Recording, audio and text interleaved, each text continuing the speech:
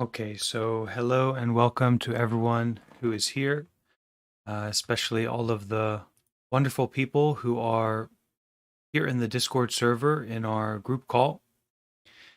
Welcome to our part 5 of our Buddha book club, our Buddhist book club.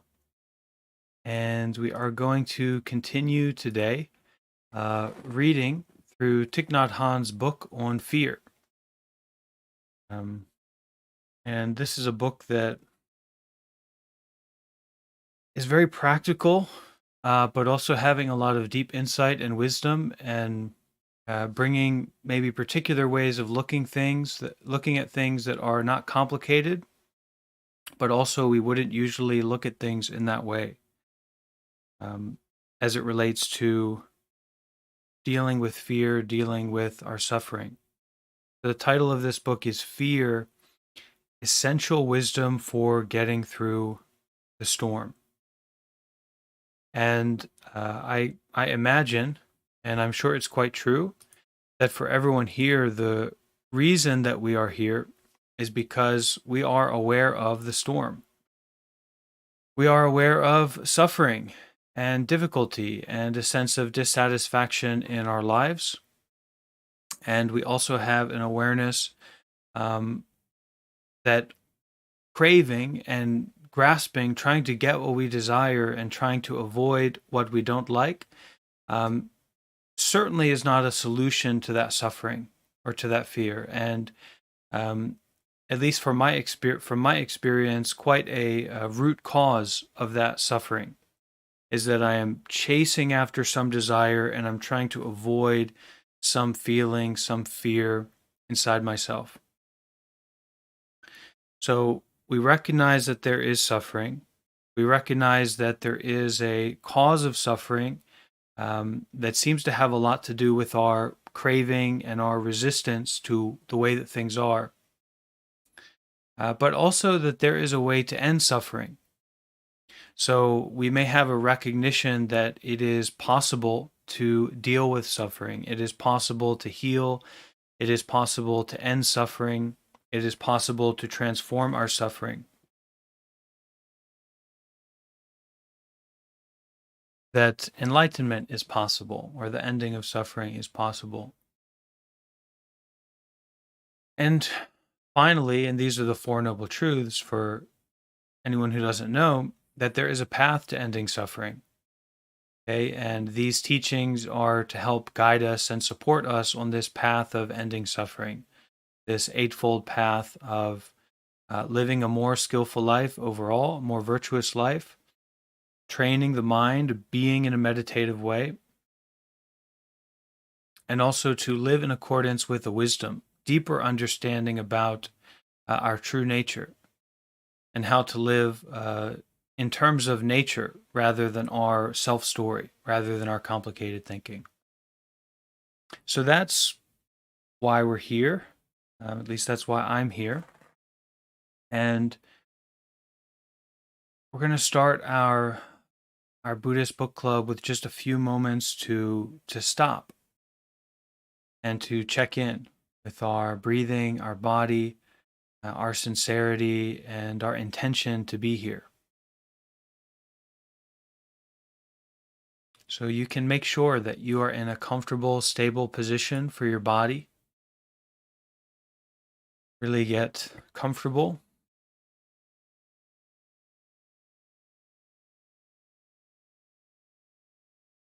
Take a deep breath and bring the mind home to the body.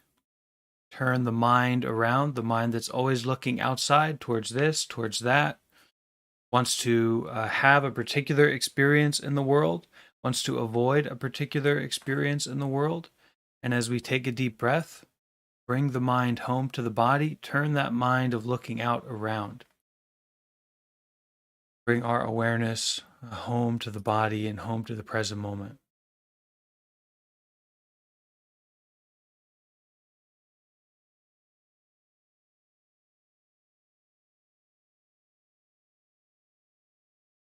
We can immediately feel a sense of release, enjoyment.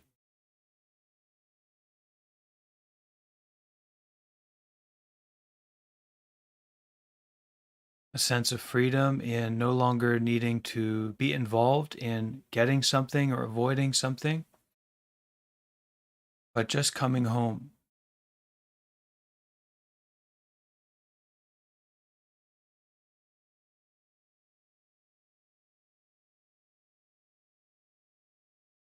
Fully putting down the burden of our self story, all those big major things that seem to be permanent and weighing us down all the time, just to put it all down.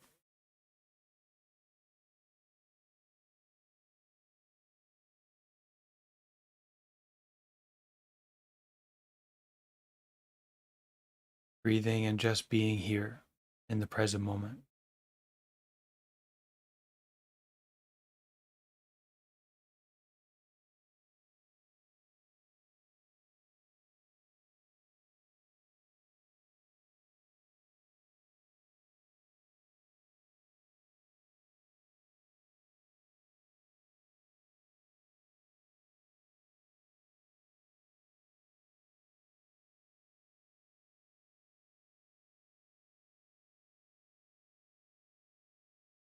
So, where we left off last time in the reading is a little bit of a guided meditation. So, please stay with your breathing, stay with your meditative mindset, and listen to these words as an encouragement for a guided meditation practice.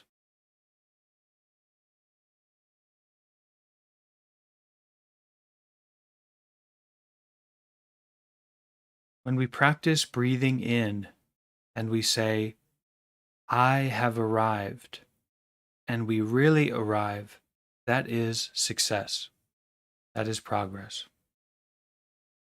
To be fully present, 100% alive, is a real achievement. The present moment has become our true home. When we breathe out and say, I am home, and we really feel at home, we no longer have to be afraid. We really don't need to run anymore. We repeat this mantra, I have arrived, I am home, until it feels real. We repeat breathing in and out and taking steps until we are firmly established in the here and now.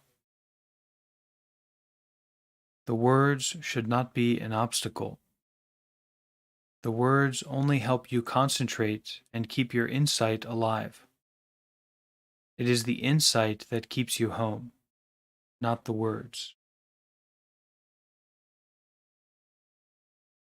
We can try together to repeat these words a few times.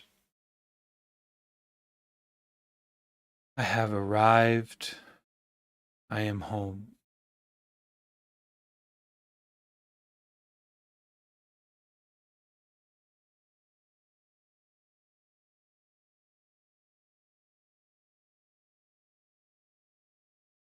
I have arrived. I am home.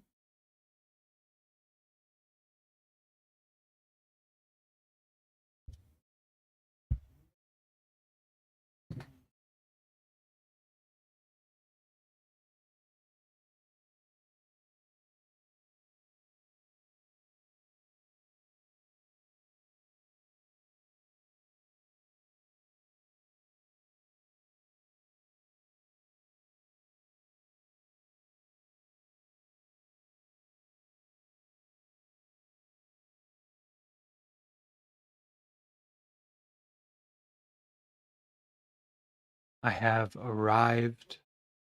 I am home.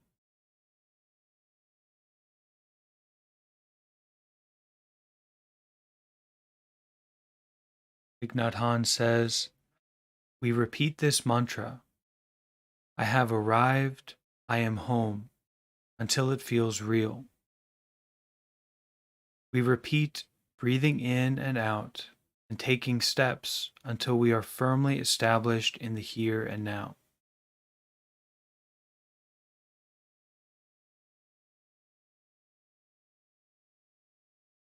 For me, I feel this not as a sense of everything necessarily feeling relaxed or perfect, but almost like it's like taking off a big, heavy backpack.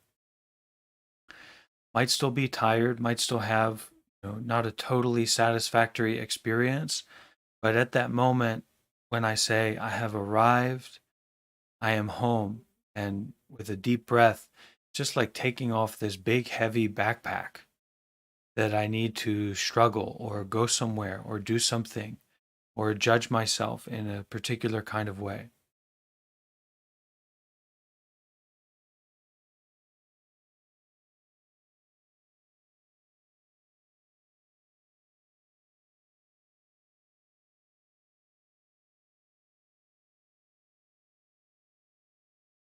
There's something so powerful and significant about being willing and able to do this, or even just for yourself, but all the more in community and to know other people are practicing this as well. There's a real empowerment that goes along with that.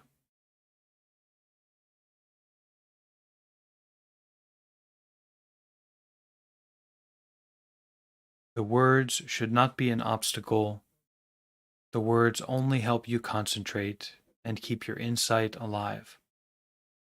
It is the insight that keeps you home, not the words. And I invite everyone to listen to this reading in that way, that the words should not be an obstacle, but rather an invitation and a anchoring point that keeps you home, that keeps this insight alive, this way of listening from your heart, listening from your body, listening from this place of being home, not to get too stuck on any particular words that come up.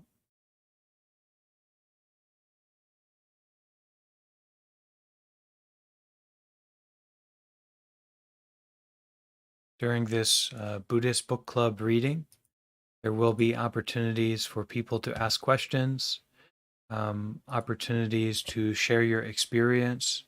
If something stands out to you, if you feel you are inspired to share something, you can raise your hand. Just let me know that you want to share. And we can stop the reading at that point and look closely together at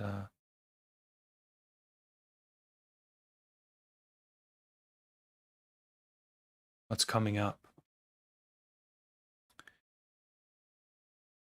And you're welcome to have the book in front of you and to read along, but you're also invited to just listen. You don't need to have it in front of you if it's not convenient. This is really meant to be a kind of meditative exploration of the teachings and to work with that and through that together as a community. So we're going to continue our reading, beginning with the section of the two dimensions of reality.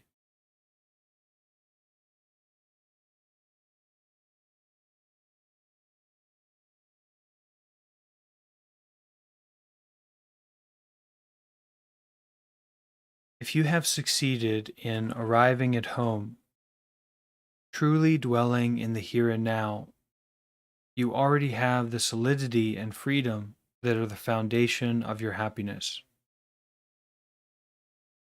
Then you are able to see the two dimensions of reality, the historical and the ultimate. To represent the two dimensions of reality, we use the images of the wave and water. Looking at the dimension of the wave, that is the historical dimension of our reality, we see that the wave seems to have a beginning and an end. The wave can be high or low compared to other waves. The wave might be more or less beautiful than other waves. The wave might be there or not there. It might be there now, but not there later.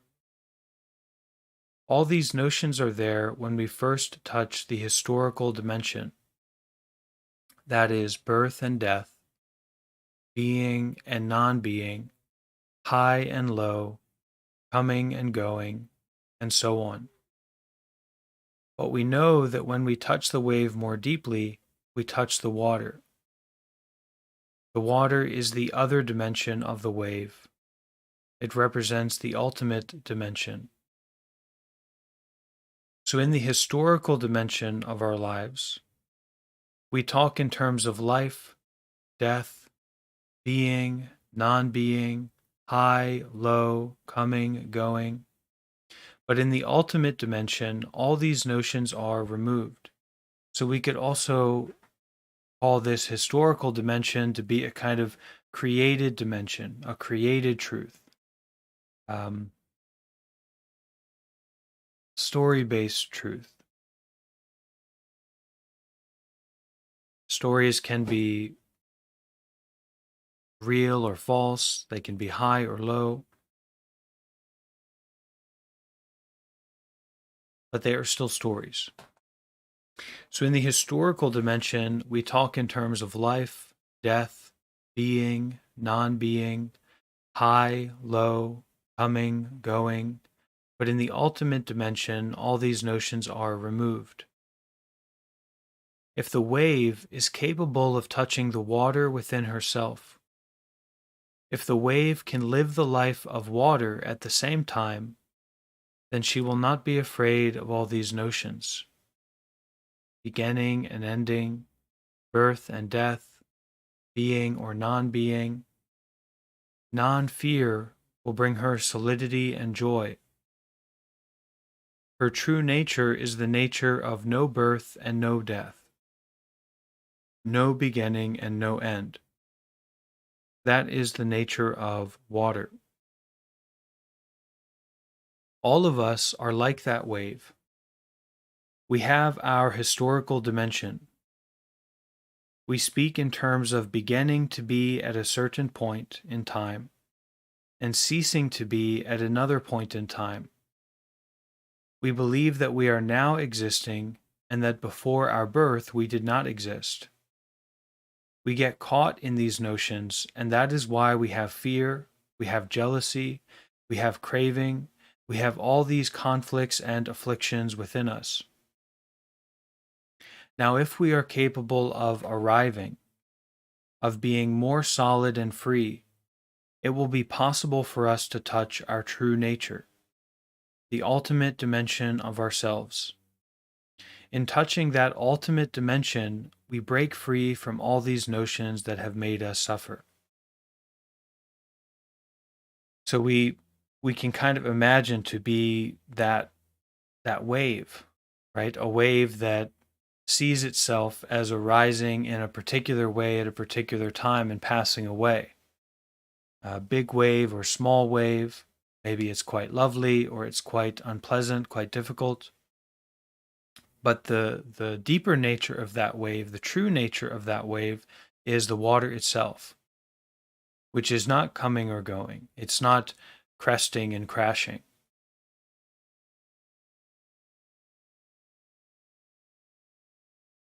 Now, if we are capable of arriving, of being more solid and free, it will be possible for us to touch our true nature, the ultimate dimension of ourselves.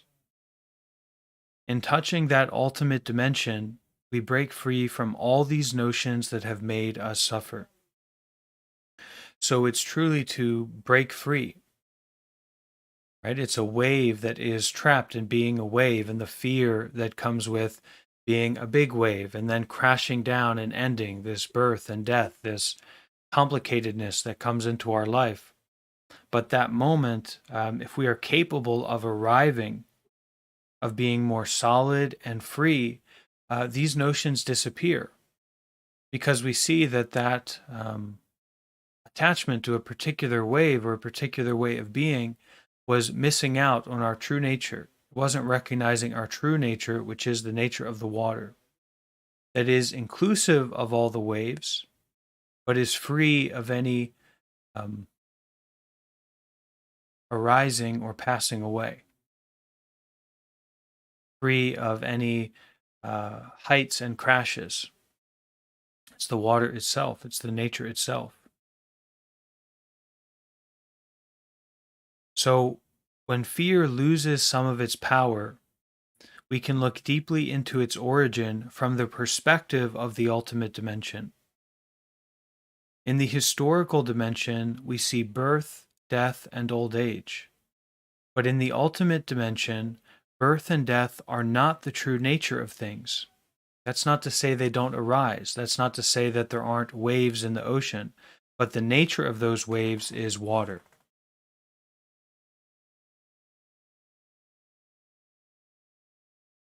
The nature of those waves is no wave, no discrimination.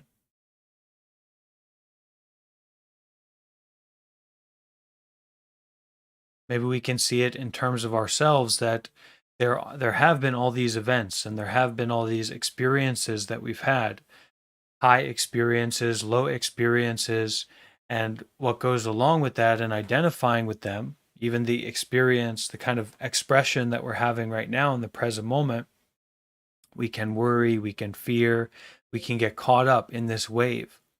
But if we look into our true nature, we can become aware that our true nature, the water, is inclusive of all these experiences, but it is also free of all of them. It permeates, and it is not defined by any one particular experience.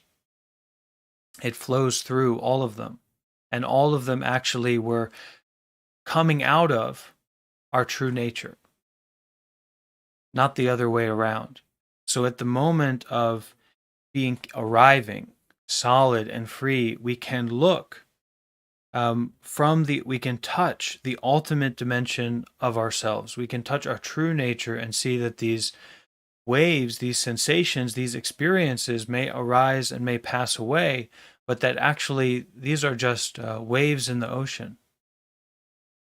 The ocean is not defined by its waves. In fact, the waves are arising out of the ocean and going back to the ocean. Even more so, they are not separate from the ocean.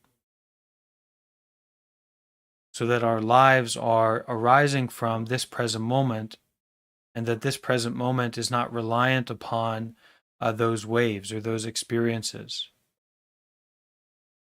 The freedom itself, the openness itself, is inclusive of those waves or those experiences, but it is not arising from them.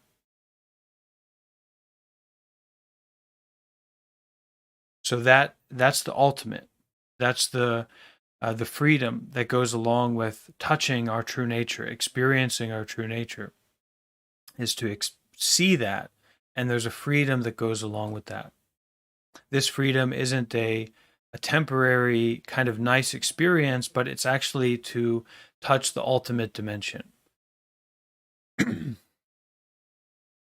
So in touching that ultimate dimension, we break free from all these notions that have made us suffer. Those notions may be there, but we are free of them because we see that our nature is not dependent upon them.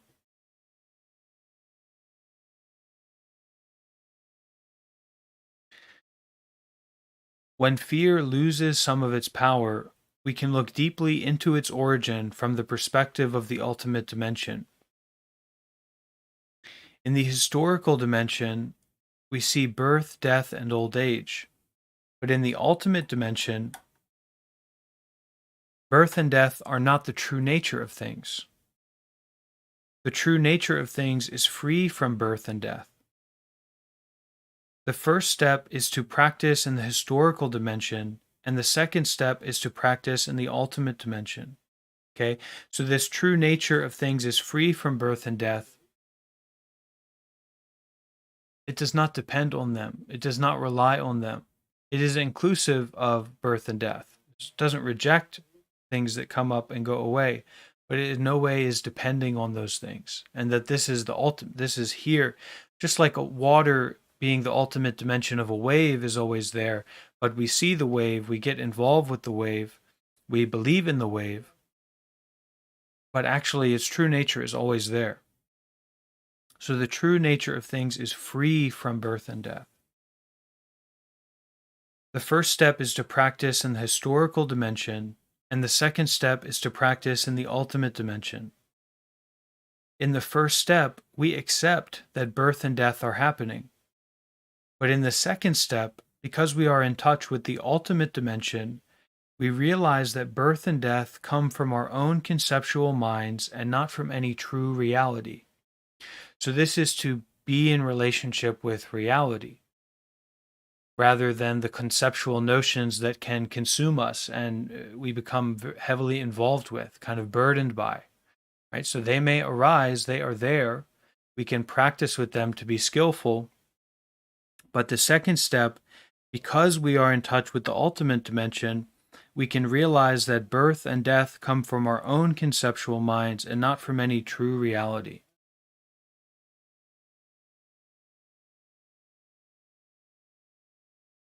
They come from causes and conditions, right? Mental and physical conditions that come together. And there's nothing particularly special about those mental or physical conditions. The Pali term is the nama rupa, original Buddhist way of saying it. Okay. There's nothing to, get so involved with them. It's like fixating on the wave and not recognizing that the wave is made up of water. Those worries, those fears, those involvements, those stressors, those judgments, etc., mental and physical phenomena coming about according to conditions, not according to anything solid or to be seen as real.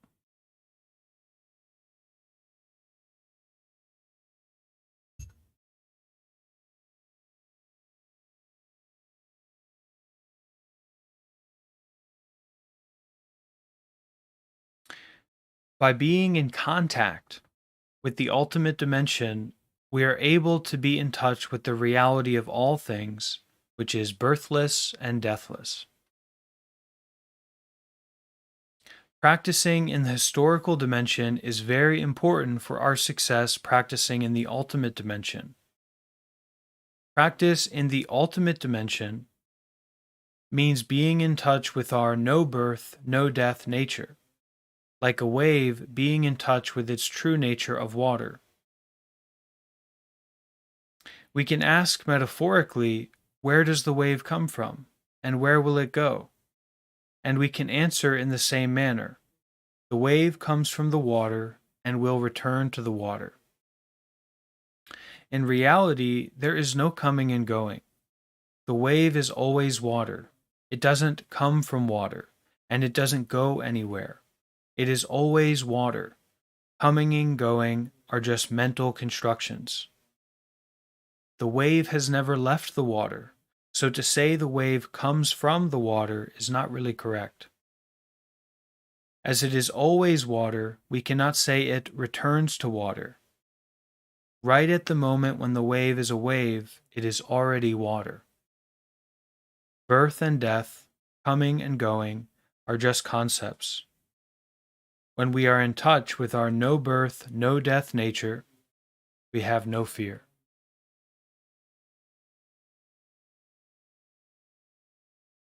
Okay, any question or sharing about this?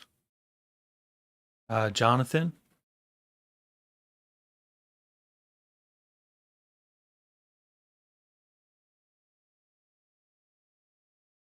Equation. This is something my mind is always wondering about, especially in terms of the historical dimension, the relative dimension, birth and death. Like, where does consciousness? Is it is the consciousness is like? Are we talking that the water is consciousness itself, and we're just going to dissolve, or am I completely misunderstanding? So the wave is never separate from the water. The moment a thought arises, an experience arises, a tree arises, a fruit arises, a difficulty arises, it's not ever separate from the water. It's not ever separate from your true nature, to the point where you can't even say that it comes from the water or that it goes back to the water, because it was never separate. So, whatever consciousness is or isn't, I couldn't say. There are many different definitions, many different working definitions of it. But the nature of a tree is not separate from the ultimate nature. Okay, the nature of a tree is not separate from the nature of the ground, the nature of the sun. So, too, the nature of consciousness, your consciousness or my consciousness or whatever it might be, is not separate from the nature of drinking tea or seeing or hearing.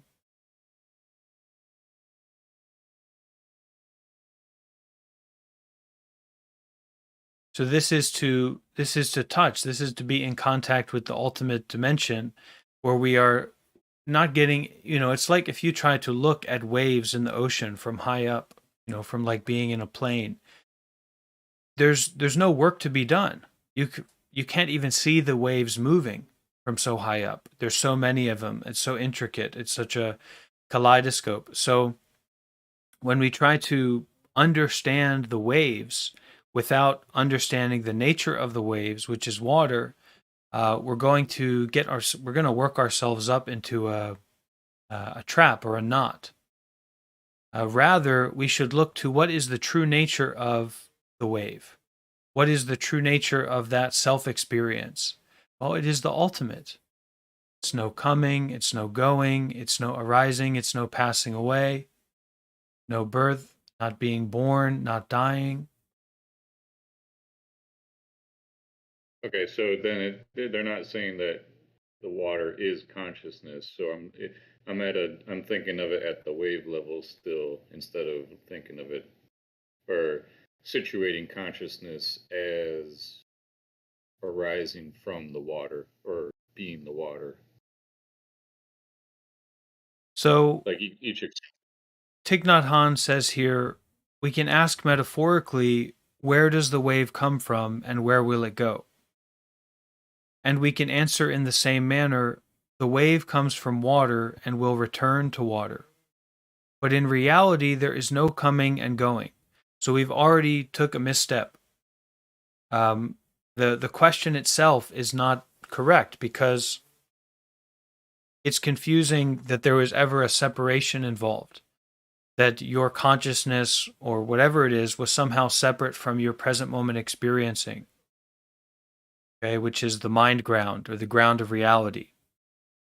It wasn't, it couldn't be. So metaphorically, you can ask the question, you can make up the question, but the reality, and you can answer it in the same way.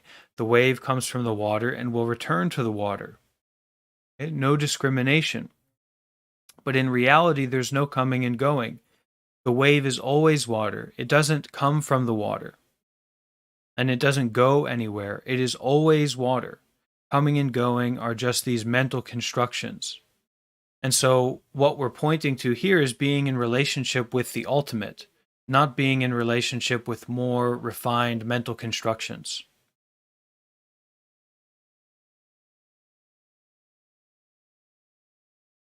Morgan, you want to say something? Uh, yes, with my limited understanding, um, I tend to liken it to reading words, like in a fiction novel or something. Like, throw the ball, we can read those words and we can understand what throwing the ball is, but we're not actually throwing the ball.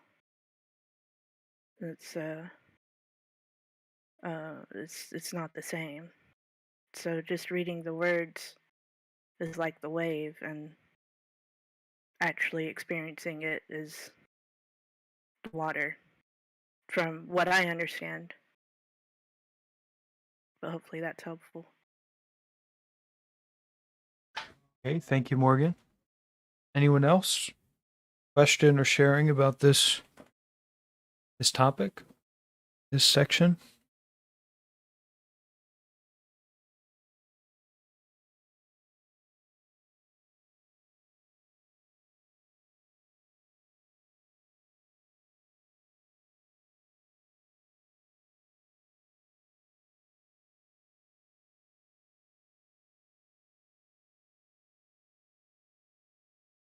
Hi. I'd like to share, if that's fine with you. Okay. Um, so as a younger person who's like still in university and stuff like that, sometimes I sometimes I do feel there there's a little bit of like a more of structured a structured time when you're supposed to be somewhere, may, like work, school, clubs, and I always feel like sometimes my mind is rushed to be in a different mood or whatever a situation calls for.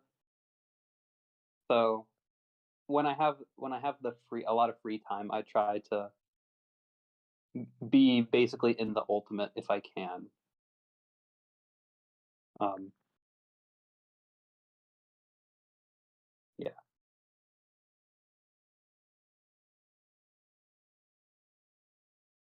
Thank you, Gabe.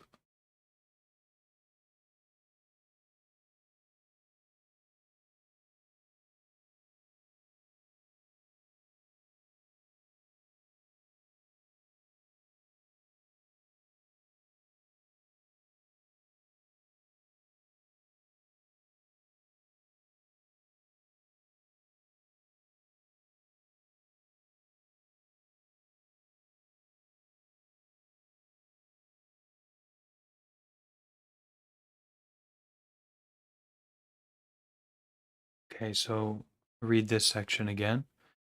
See if anything comes out of it. This just one paragraph from here.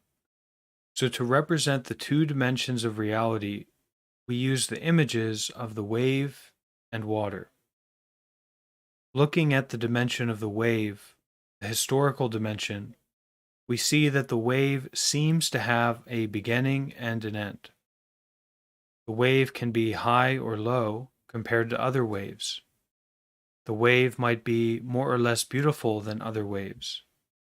The wave might be there or not there. It might be there now, but not there later. All these notions are there when we first touch the historical dimension. So that's kind of a recognition of birth and death, being and non being, high and low, coming and going, and so on. But we know that when we touch the wave more deeply, okay, we can say when we touch our present moment experiencing, okay, more deeply, we touch water. The water is the other dimension of the wave. It represents the ultimate dimension.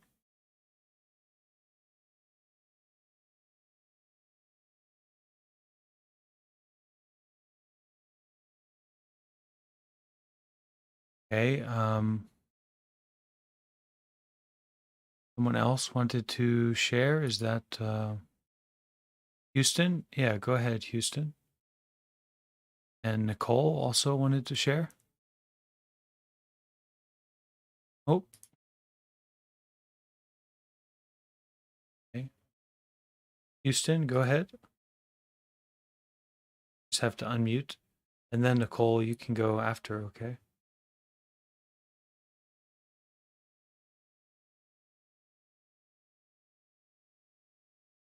Okay.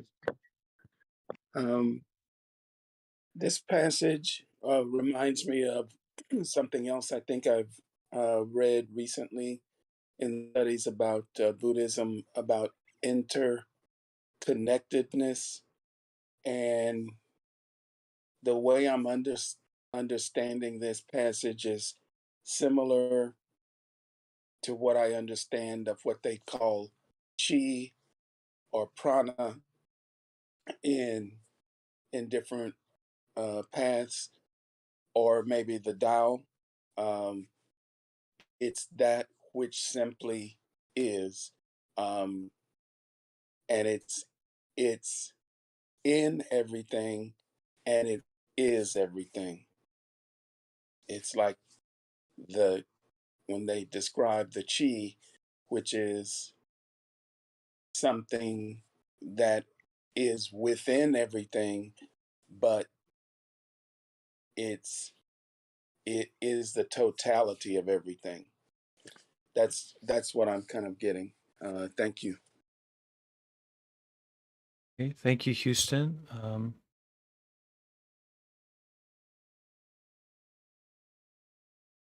But I'd like to add this view as well, that imagine to be kind of trying to grasp a wave, to understand a wave conceptually or intellectually. Okay, to the root of it, the wave, not even considering the water. This is just not workable, really.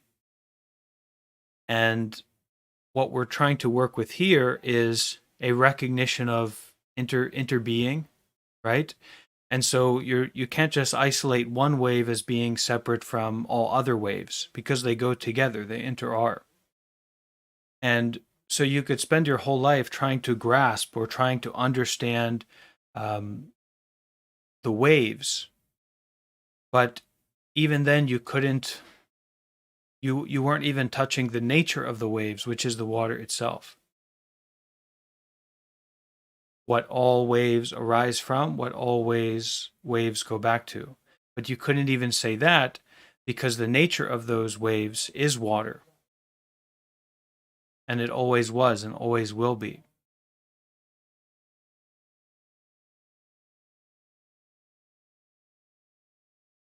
Okay, Nicole, go ahead.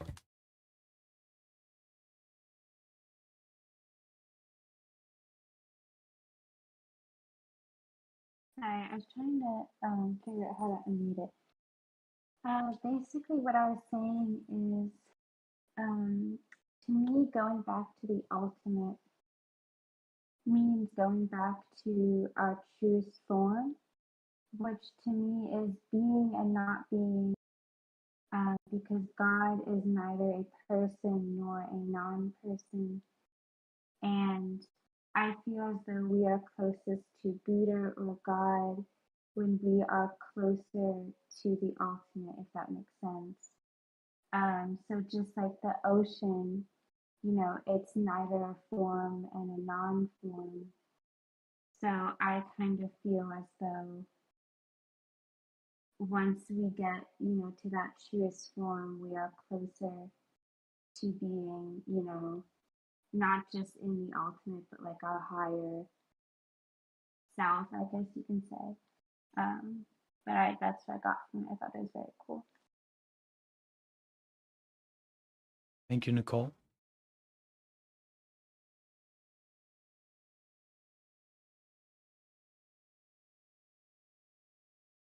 Let's continue on with our reading.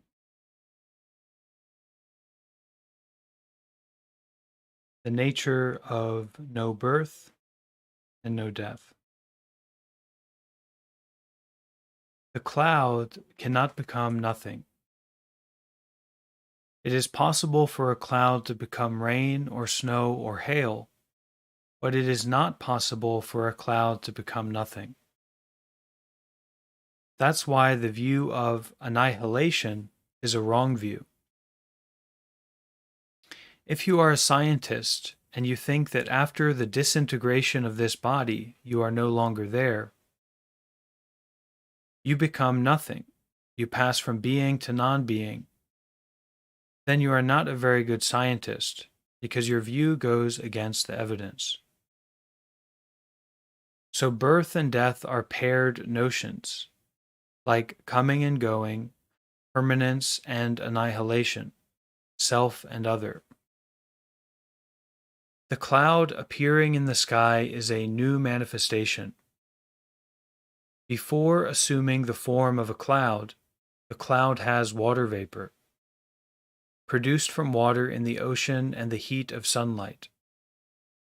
You can call it her previous life. So being a cloud is only a continuation. A cloud has not come from nothing. A cloud always comes from something. So there is no birth, there is only a continuation. That is the nature of everything. No birth and no death.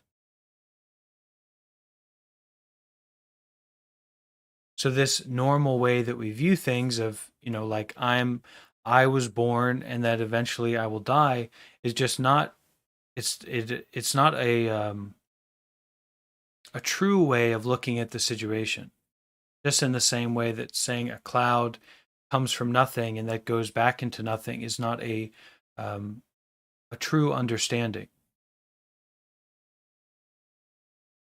And that our very experience and our the present expression of a cloud is a expression of that truth, not the misperception of that truth or the misunderstanding of that truth.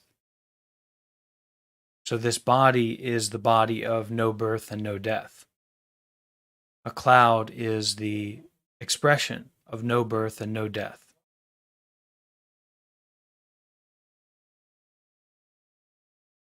The 18th century French scientist Antoine Lavoisier declared, Rien ne se crée, rien ne se perd. Nothing is created, nothing is lost.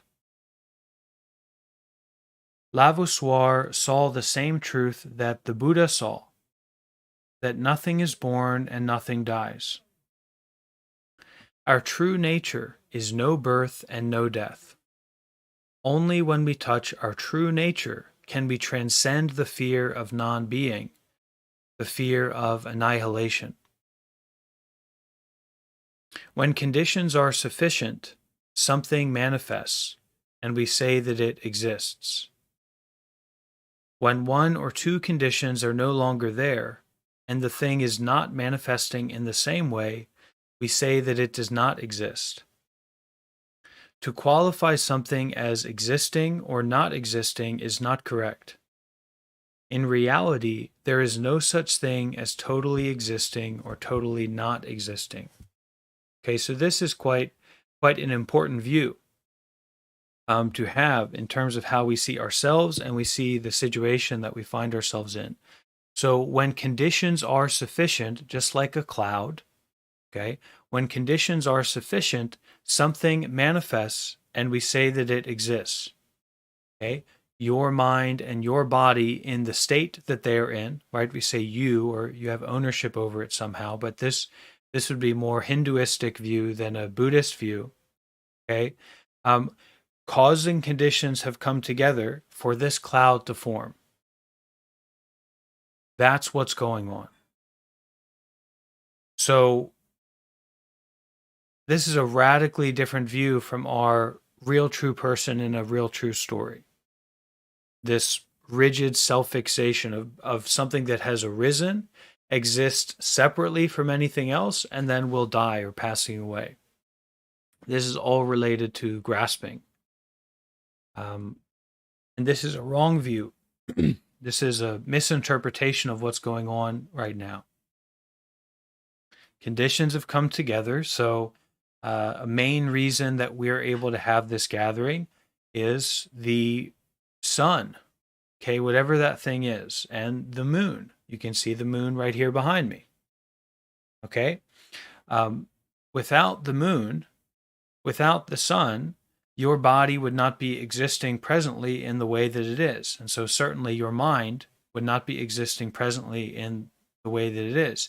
And this is visceral. I mean, this is alive. This is deep. So talk about your complicated thinking, your neuroses, your depression, your anxiety, your I'm a great person, I'm a horrible person, etc. Okay, well, what about that thing in the sky that is also you, right? So if we look from this point of view of no birth and no death, we can also look from this perspective of interbeing. And we can release this false notion of a separate self-entity. This is a trap that I want you all to avoid and that I'm working to avoid as well. Okay? There's no separate self-entity. There are phenomena that arise and pass away. There are conditions that come together. And so a certain expression is there. But the nature of these conditions is the nature of interbeing. No separation.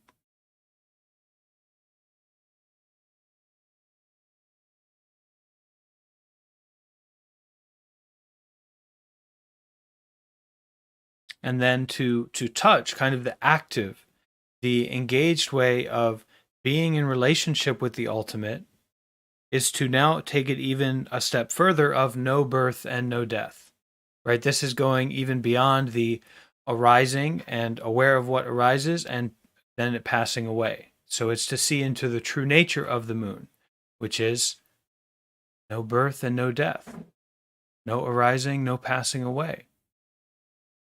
But it's not no arising and no passing away in terms of this fixed, separate self entity, because that's just an immature view.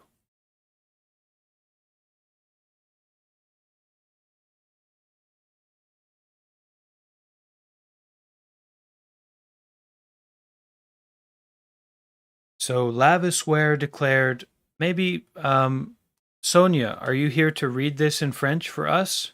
Rien ne se crée, rien ne se perd. Nothing is created, nothing is lost. How about that, Sonia? Can you say that in French? I'm certainly not saying it correctly. Maybe Sonia's not here.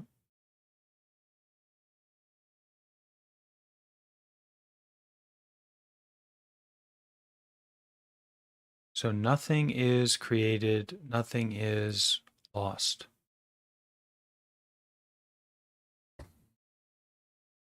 When conditions are sufficient, something manifests, we say that it exists. When one or two conditions are no longer there, and the thing is not manifesting in the same way, we say that it does not exist.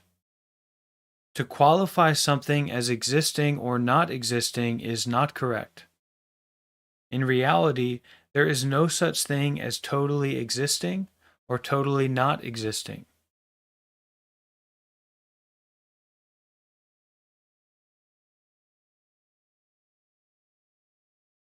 So there are many, many traps to get stuck in. Wrong views, self-fixated views, dualistic views. Okay, so many different waves that we can get lost in that wave and forget the true nature, the nature of the water. But the ultimate dimension is also here.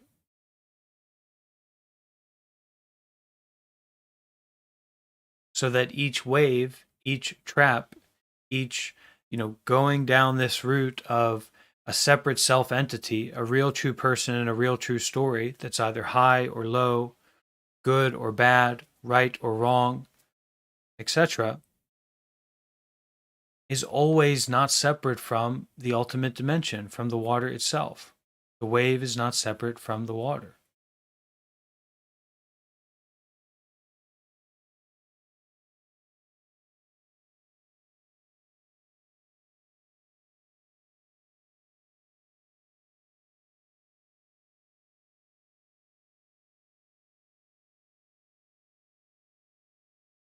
And the interesting quality of this is we're pointing to something that's experiential.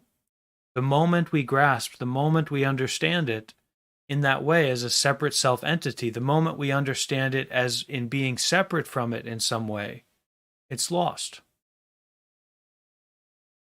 The wave has forgotten its wave nature, which is the water.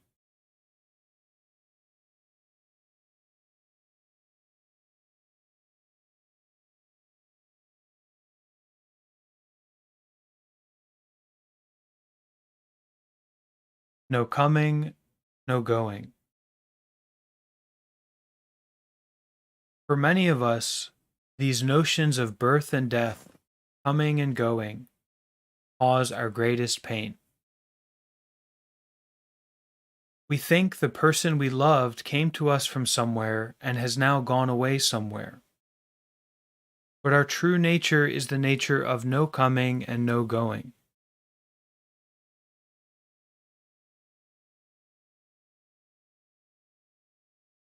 We have not come from anywhere, and we will not go anywhere.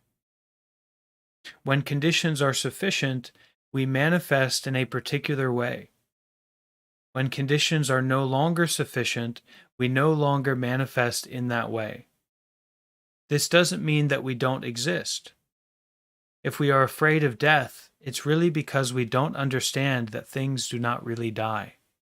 So your true nature cannot die, just in the same way that it can't be born.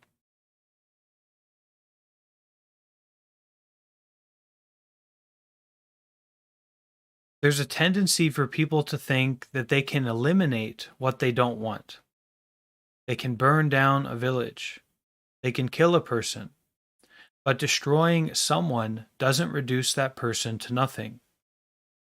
They killed Mahatma Gandhi. They shot Martin Luther King Jr. But these people are still among us today. They continue to exist in many forms. Their spirit goes on. Therefore, when we look deeply into ourself, into our body, our feelings, and our perceptions, when we look into the mountains, the rivers, or another person, we have to be able to see and touch the nature of no birth and no death in them. This is one of the most important practices in the Buddhist tradition.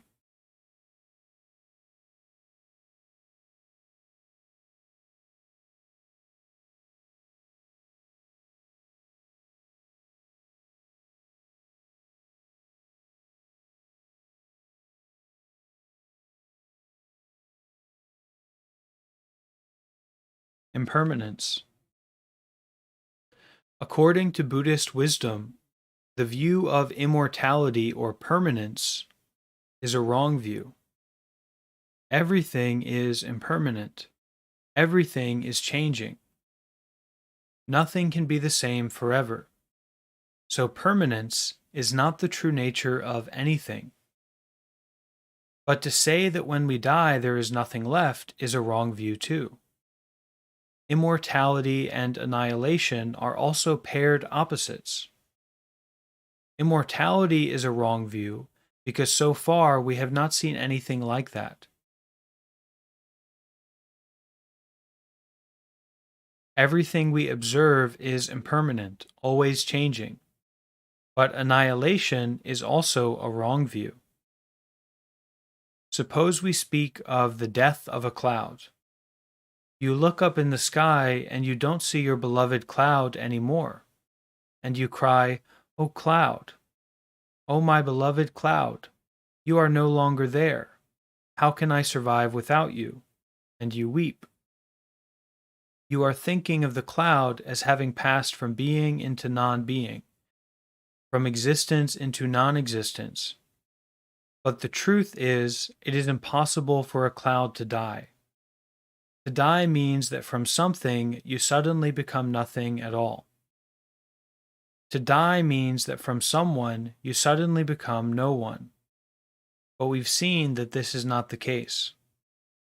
That is why when we celebrate someone's birthday, instead of singing "Happy Birthday" to you, it may be better to sing "Happy Continuation Day" to you. Your birth was not your beginning, but only your continuation. You are here already in other forms.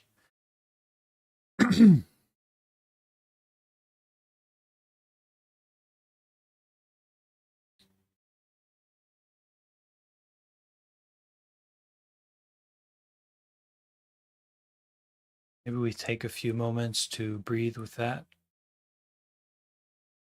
Go inward with that understanding.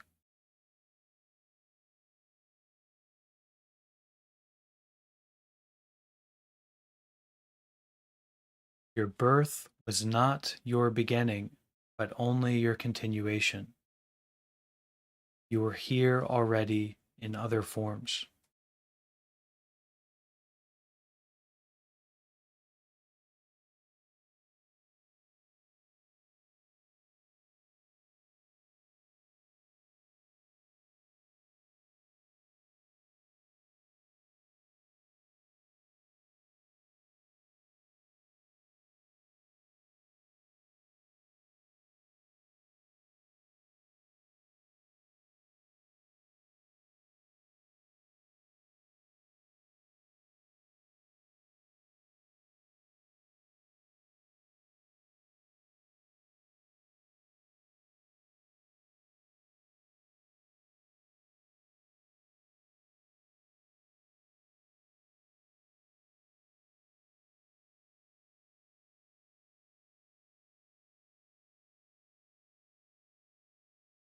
Let's look at this piece of paper,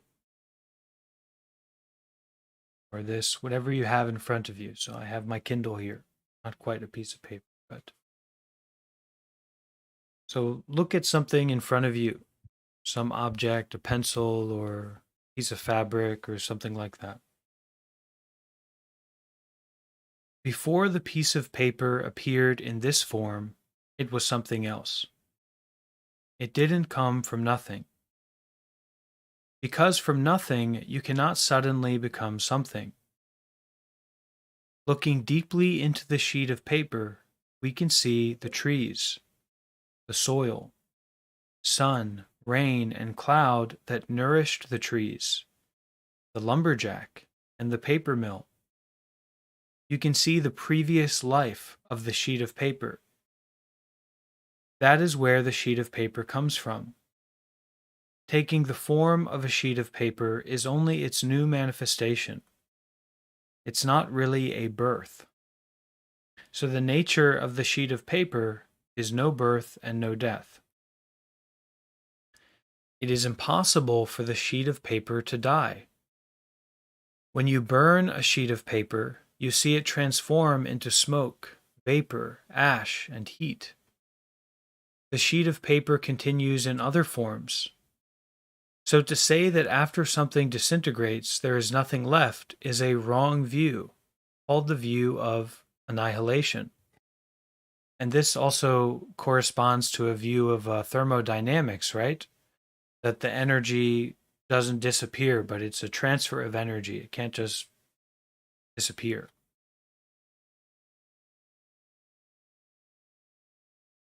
If we have lost someone who is very close to us and we are grieving her death, we have to look again.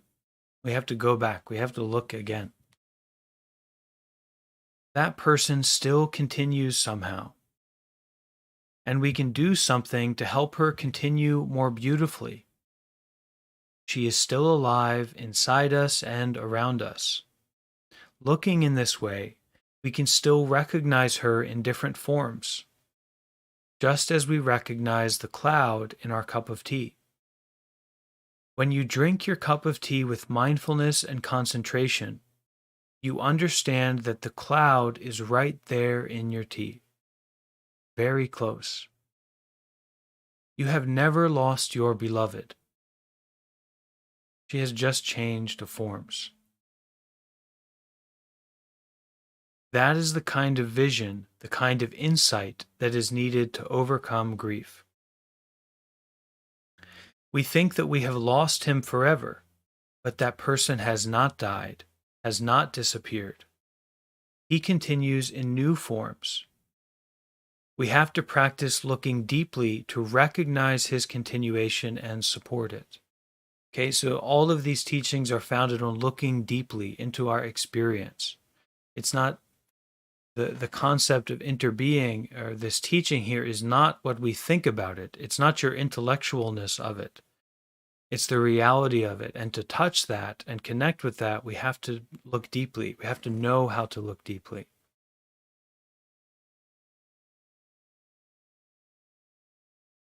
Darling, I know you are there somehow, very real to me.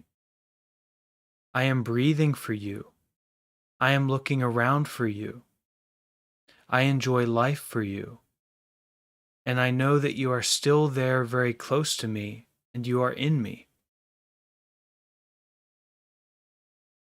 We transform our suffering and our fear into awakened insight, and we feel much better.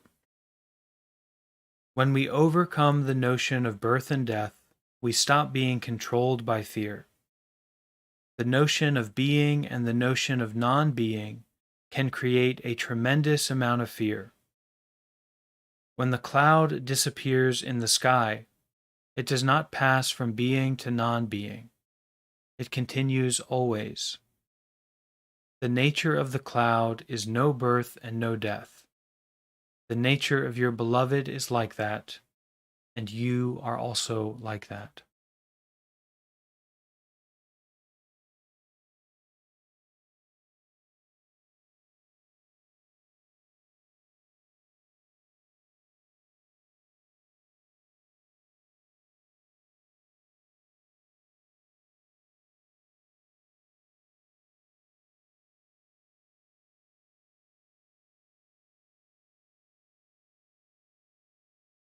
So we can all bring our hands together, and we'll finish today's Buddhist book club with some words of metta, some words of loving kindness. So you can repeat after me.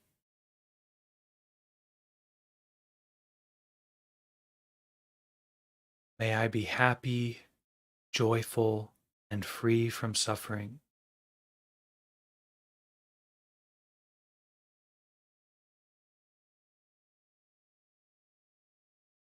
May I be happy, joyful, and free from suffering.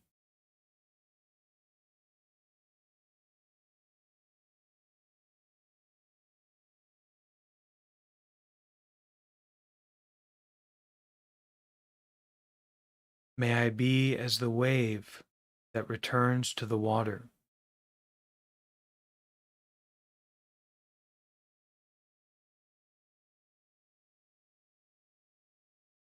May I see fully that I have never left the water.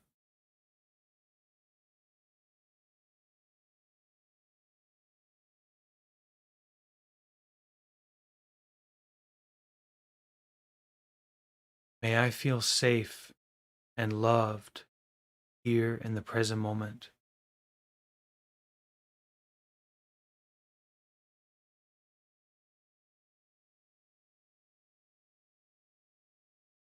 May my breathing be a source of joy.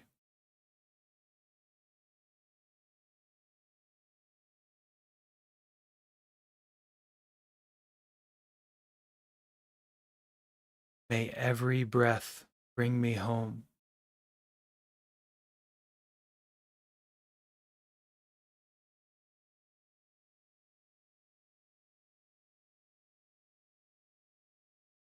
May I be fearless and loving even when I make a mistake.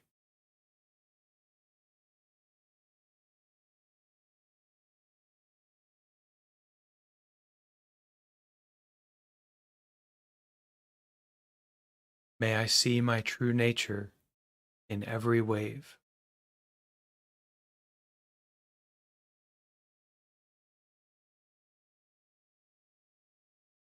May every wave show me my true nature.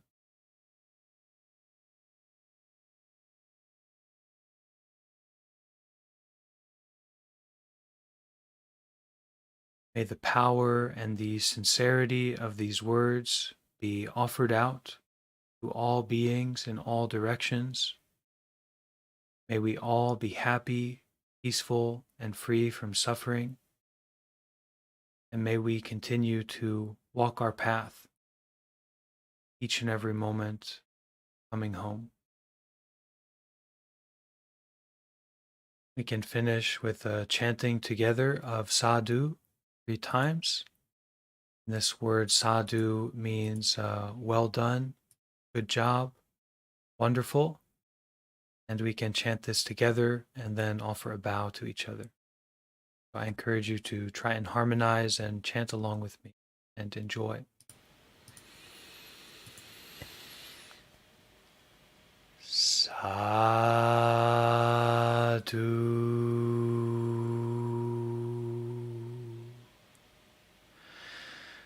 Sadhu.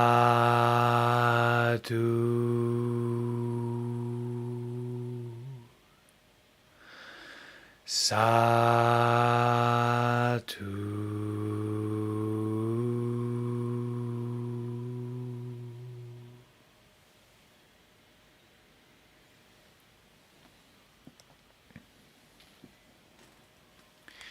Okay, my dear friends, thank you all so much for being here and staying for the full session. This will be our daily schedule for the rest of the week, so we can meet together at 5 p.m. California time. And thank you for being here, and hope to see you again soon, okay?